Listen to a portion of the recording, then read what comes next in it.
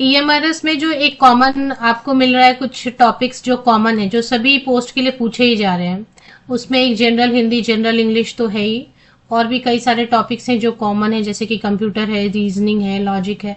तो कई सारे सेक्शन जो है ना, सभी पोस्ट के लिए कॉमन है। और यही सारी चीजें आपको केवीएस के एग्जाम में, एनवीएस के, नवोदय विद्यालय के एग्जाम में सभी जगह देखने को मिलती है। तो ये क्वेश्चन आपको हेल्प करने वाली है। प्रीवियस ईयर का क्वेश्चन पेपर लिया है, उसमें जो पैटर्न पूछा है, जो क्वेश्चंस हैं, ये प्रीवियस ईयर का क्वेश्चन पेपर है। तो ये ईयर 2023 ईएमआरएस का क्वेश्चन पेपर है। और जनरल हिंदी, सभी में जो जनरल हिंदी का पैटर्न है वो बिल्कुल सेम है। तो चलिए अभी देख लेते हैं, इसमें कुछ पेपर्स अगर आप लास्ट ईयर के कर लेंगे तो कम समय में आपका general Hindi, general English ready हो जाएगा।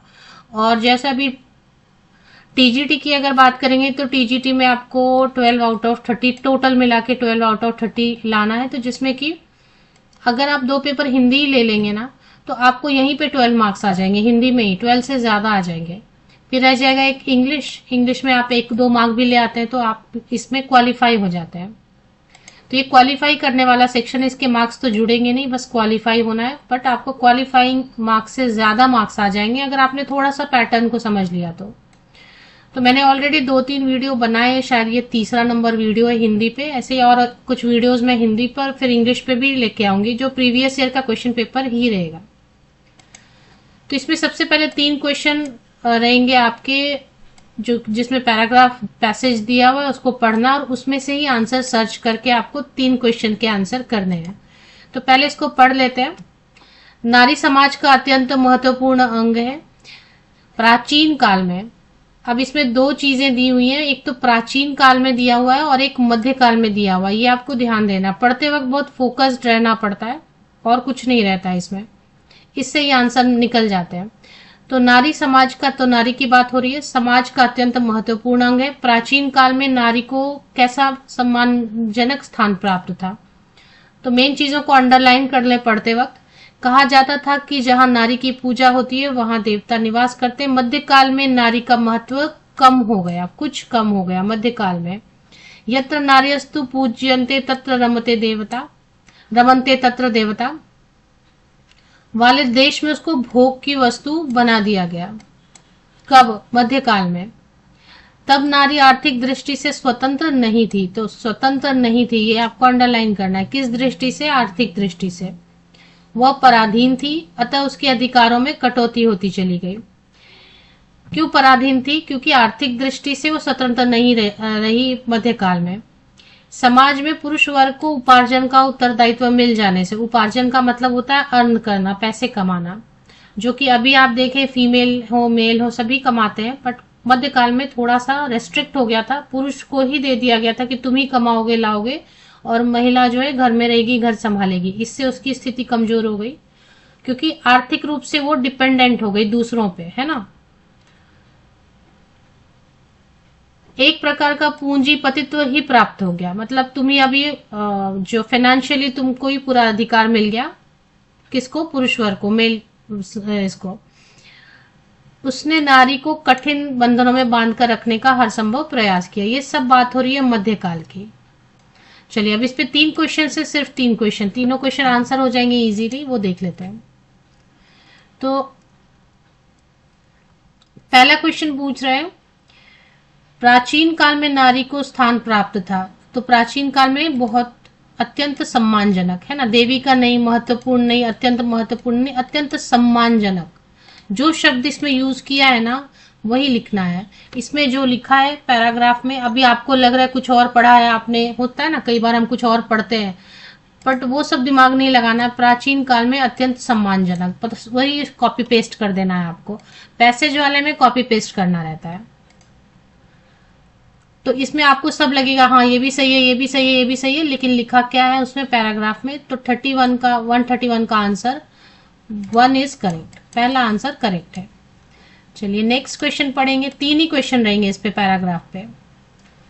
इसके बाद मध्यकाल में नारी का सम्मान कम होने लगा था, क्योंकि इसमें अभी अहंकार की बात नहीं है, सौंदर्य की बात नहीं है, बुद्धि की बात नहीं है। क्या हो गया है मध्यकाल में कि उपार्जन का उत्तरदायित्व मिल गया, कि तुम मेल जो है ना, जितने भी पुरुष वर्ग हैं वो कमाएंगे और लेके आएंगे, उनके पास पैसे कमाने का अधिकार उनको दे दिया गया, तो इससे उसका सम्मान कम हो गया, क्योंकि वो डिपेंडेंट हो गई, फाइनेंशियली आर्थिक रूप से डिपेंडेंट हो गई पुरुष वर्ग पे, और फिर पुरुष वर्ग ने उसके अधिकार कम कर दिए और अधिकार के साथ सम्मान भी कम हो गया। तो सेकेंड ऑप्शन 132 का 2 इज करेक्ट आंसर, जो उसमें दिया है पैसेज में। ठीक है, इसके बाद नेक्स्ट है, मध्यकाल में नारी पूजनीय थी? नहीं ना, मध्यकाल में तो स्थिति उसकी कमजोर हो गई ना, तो पूजनीय नहीं थी। आर्थिक दृष्टि से स्वतंत्र बिल्कुल नहीं थी, वो तो परतंत्र हो गई। स्वावलंबी थी? बिल्कुल नहीं, परतंत्र हो गई थी। कैसे? फाइनेंशियली और फिर बाद में ऐसे भी परतंत्र हो गई, डिपेंडेंट हो गई। परतंत्र होने का मतलब होता है नॉट इंडिपेंडेंट, डिपेंडेंट होना किसी पे, है ना, डिपेंडेंट होना दूसरों पे, इस परतंत्र। तो इसका 133 का सही आंसर हो गया फर्स्ट वाला, फर्स्ट वन इज। ठीक है, तो ये 3 आंसर आपके फटाफट हो गए, आपको 3 मार्क्स जो है ना ऐसे ही मिल गए, है ना, 3 मार्क्स आपको ऐसे ही मिल गए। आप देखें 3 आउट ऑफ 3 मिल गए, बहुत आसान होता है इसलिए। ये टीजीटी लाइब्रेरियन 2023 ये हमारे इसका क्वेश्चन है, सबका वैसे ही रहता है, सबका पैटर्न वही है, सेम पैटर्न है। आकाश का पर्यायवाची मतलब आकाश के बराबर और कौन कौन से शब्द हैं पर्यायवाची? जो हिंदी नहीं समझते हैं ठीक से, तो पर्यायवाची मतलब सेम मीनिंग वाले, सेम अर्थ वाले। तो नभ का आकाश ही होता है, इसमें नहीं है। इसमें हमेशा जो है ना, ये एक गेम खेलते हैं ये कि उल्टा पूछते हैं, नहीं है ऐसे पूछते हैं। गगन, आकाश को गगन भी बोलते हैं, अंबर को गगन भी आकाश भी बोलते हैं, बट नीरव जो है ना, नीरव इसका अर्थ नहीं होता है। नीरव का अर्थ आकाश नहीं होता है, नीरव का अर्थ दूसरा होता है, मतलब कुछ और होता है, आकाश नहीं होता है। चलिए नेक्स्ट करते हैं।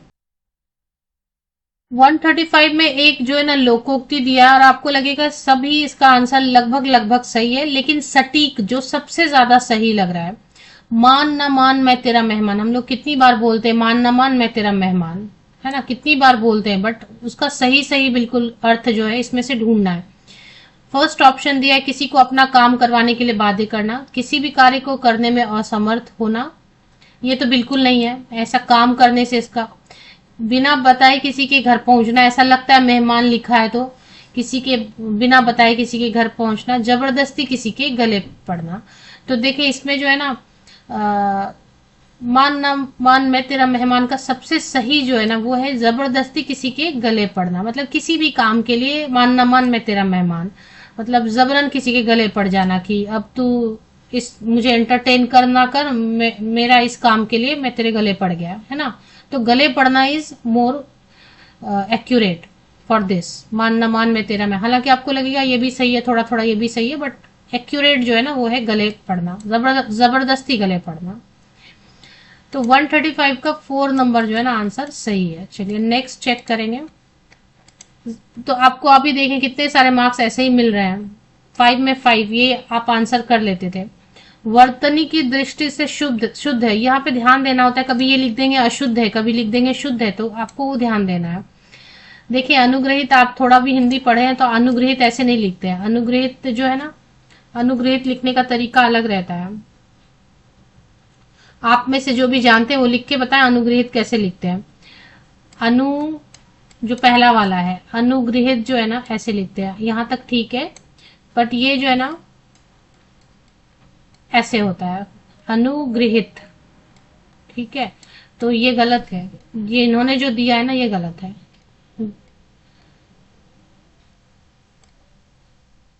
ऐसा ग पे ये वाली मात्रा नहीं होती है, ये वाली मात्रा होती है, तब होता है अनुग्रहित। तो ये करेक्ट है और ये रॉन्ग है।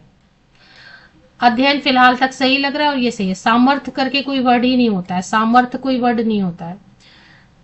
क्या होता है? सामर्थ्य, आपने भी पढ़ा होगा, सामर्थ्य ऐसे होता है ना, सामर्थ्य, आधा थ होता है, सामर्थ्य यह होता है, और फिर सामर्थ्य, यह आधा थ लिखा मैंने, है ना, सामर्थ्य।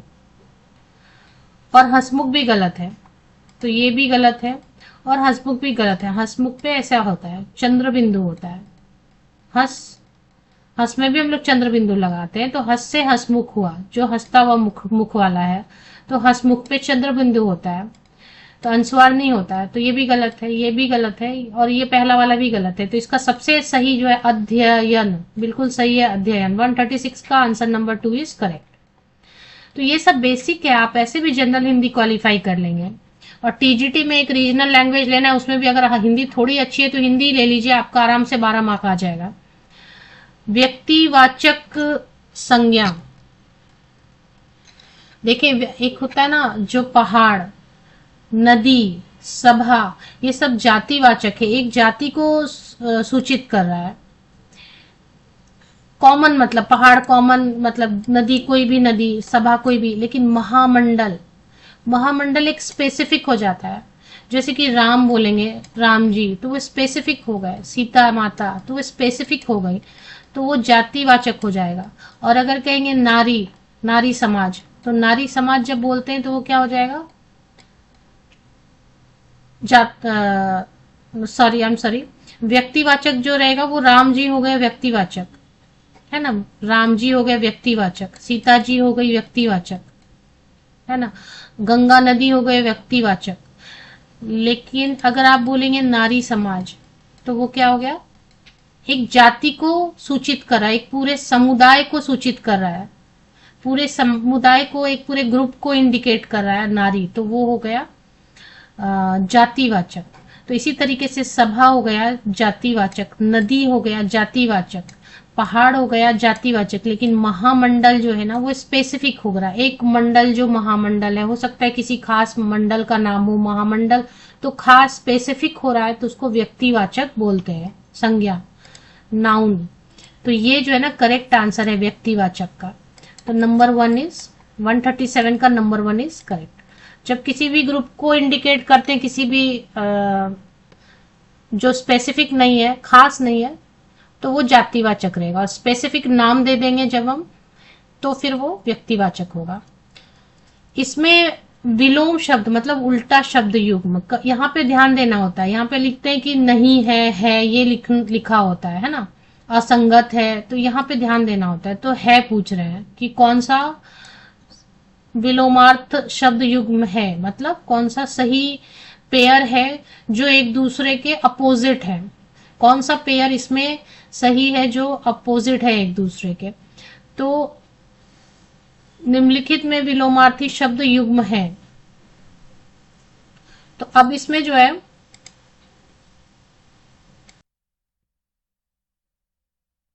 तो ये जो शब्द है ना, ये जो क्वेश्चन है ना, इस क्वेश्चन में गलती है। इसमें सभी एक दूसरे के लगभग जो है ना अपोजिट वर्ड है, तो ये गलत है क्वेश्चन।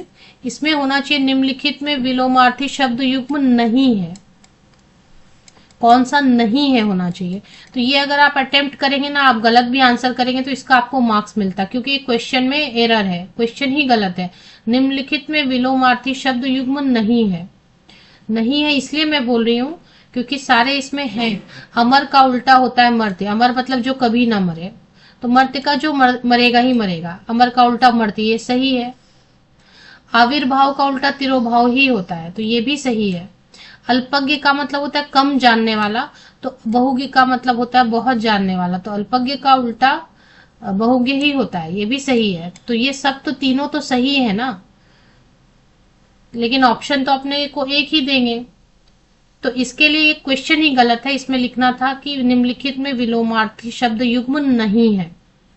तो इसमें अस्त का उल्टा व्यस्त नहीं होता है, अस्त का उल्टा होता है उदय। आप भी जानते हैं, हम बोलने में बोलते हैं कि सब अस्त व्यस्त पड़ा है घर में, सब अस्त व्यस्त पड़ा है, वो अलग शब्द है। यहाँ पर अस्त का उल्टा होता है उदय होना। अस्त का होता है, एक होता है ना सनराइज और सनसेट, तो ये राइज है और ये सेट होना, तो अस्त का उल्टा होता है उदय। तो ये वाला जो है ना नहीं होता प्रश्न यहाँ पर, और इसमें ये वाला ऑप्शन होता। तो इसका तो क्या ना, आप कोई भी आंसर करेंगे, गलत आंसर भी कर देंगे तो आपको अटेम्प्ट करने का मार्क्स मिल जाएगा, क्योंकि क्वेश्चन ही गलत है। तो इसमें सही क्वेश्चन होता निम्नलिखित में विलोमार्थी शब्द युग्म नहीं है, अस्त का उल्टा होता है उदय। चलिए नेक्स्ट है, जिस समास में पहला, ये तो डेफिनेशन है, डेफिनेशन आप याद करेंगे तो आपको धीरे धीरे सब याद हो जाएगा। जिस समास में पहला पद पहला शब्द प्रधान होता है और समूचा शब्द क्रिया विशेषण अव्यय होता है, उसे क्या कहते हैं? तो इसमें अव्ययी भाव समास है, बहुव्रीहि है, तत्पुरुष है, कर्मधारय है। तो इसमें कौन सा ऐसा है जो कि आपको लग रहा है? आप अपना आंसर बता दो, क्योंकि आपने डेफिनेशन अगर पढ़ा है, कहीं कोई तैयारी करी है, तो आप बताओ इसमें कौन सा सही रहेगा। पहला शब्द प्रधान होता है और इसके बाद समूचा शब्द जो है ना, क्रिया विशेषण अव्यय होता है। ये होता है आपका अव्ययी भाव समास। डेफिनेशन अगर आप पढ़ेंगे तो डेफिनेशन में ही आ जाता है अव्ययी भाव समास। जैसे कि इसमें आपको पहला पद में हमेशा आपको मिलेगा अनु, है ना, पहला पद आपको मिलेगा अनु मिलेगा, या फिर आ मिलेगा, या फिर प्रति मिलेगा, है ना। तो इस पर ही डिपेंड करेगा,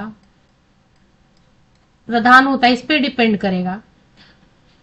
यथा, भर, ये सब मिलेगा आपको। अब शब्द कैसे बनता है? जैसे कि आजन्म, आजन्म मतलब पूरा जन्म। आ अगर शब्द इसमें नहीं मिलेगा तो ये मेन है, यही इसको डिफाइन करा। आजन्म मतलब जन्म से लेके, ये आजन्म जो है ना दिव्यांग है, मतलब जन्म से लेकर ही ये, जन्म के समय से ही ये दिव्यांग है, ऐसा। तो ये सब एग्जाम्पल है अव्ययी भाव समास के। प्रतिदिन, तो दिन लिखेंगे तो उससे कोई मतलब नहीं निकला। प्रतिदिन लिखा मतलब हर दिन, प्रत्येक दिन, हर दिन।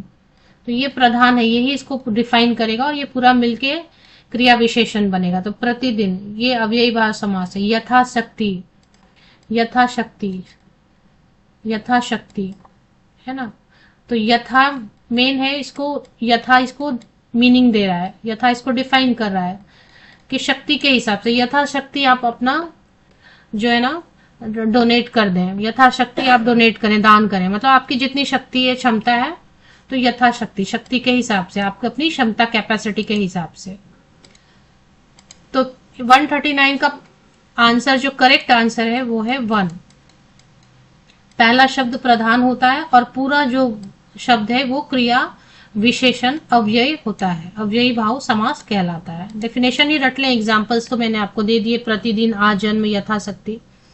व्यंजन संधि वाला कौन सा शब्द है? सबसे पहले देखेंगे रेखांश। तो रेखांश में रेखा प्लस अंश, इसको ब्रेक कर लेते हैं सबसे पहले, तो उससे क्लियर होता है। रेखा, मतलब लिखने में गलत हो रहा है तो आप देख लेना थोड़ा सा। रेखा प्लस अंश, तो ये जो है ना रेखा प्लस अंश हो गया। तो इसमें क्या है, अ और आ ही मिल रहा है ना, तो दीर्घ संधि। यहाँ पे खत्म किस पे हो रहा है? आ पे, यहाँ पे शुरू हो रहा है फिर अ से, तो आ ऐसा मिला, तो और वो लंबा खिंचा रहा है, रेखांश, तो वो दीर्घ संधि है। तो पहला जो एग्जाम्पल है वो क्या है? दीर्घ संधि है।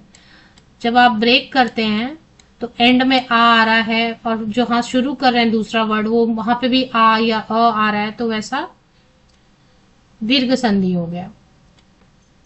समान अगर स्वर आ जाते हैं ना, अ प्लस आ प्लस आ, ई प्लस ई, इस टाइप के, तो वो दीर्घ हो जाता है और लंबा खींचता है, तो उसको दीर्घ संधि बोलते हैं। तो महाशय में भी वही होने वाला है, महा प्लस आशय, तो वो दीर्घ संधि, ये भी दीर्घ संधि हो गया। महा, इसको विच्छेद करते हैं ना, तो महा प्लस आशय।